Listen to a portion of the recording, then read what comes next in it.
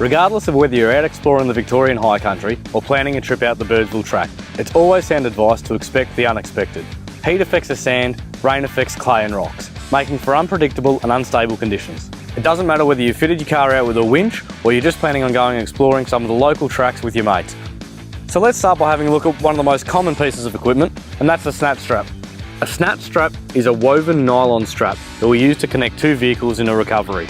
Aptly named a snatch strap, it is used to snatch one vehicle out from an immobile position, usually in sand or mud. So our snatch straps are designed with an element of stretch in them, and the purpose of this is that while the recovery vehicle drives away, the shock load is dampened as the energy is transferred from the recovery vehicle to the immobilised vehicle. When using a snatch strap, it's absolutely critical to be using recovery points on both vehicles that are rated for use with the snatch strap. You may also need two rated bow shackles to connect either end of the snatch strap to each vehicle. For extra safety, we also recommend always hanging a recovery dampener over the strap during recovery. And it's always good practice to have UHF in both vehicles so the drivers can talk to each other. It's always critical to understand when setting up a recovery to never step over a live strap or cable once the two vehicles are connected.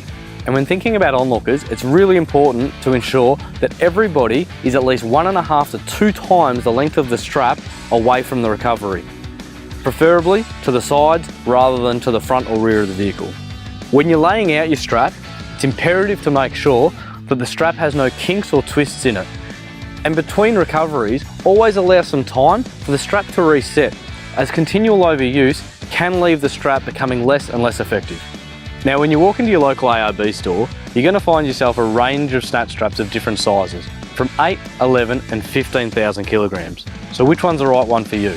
But when it comes to snatch straps, bigger isn't always better, and you should only ever use a strap that is 2 to 3 times the gross weight of the lightest vehicle in the recovery situation, which for most common four-wheel drives is the 8,000 kilo snatch strap. A strap rated too high for the vehicles won't stretch properly and will deliver higher levels of shock to both vehicles in the situation, potentially causing serious damage. ARB's range of snatch straps have a webbing which is 100% nylon and a weave that is designed to provide the right amount of stretch. Within a recovery situation, the snatch strap is also designed to be the weakest link, as if any component does fail, the snatch strap is the least likely to cause personal injury or car damage. To ensure that you've got absolute confidence in the product when you need it, ARB batch test 5% of all manufactured straps to ensure they meet our strict standards. But don't worry, you're not getting a used strap, as all tested straps are destroyed.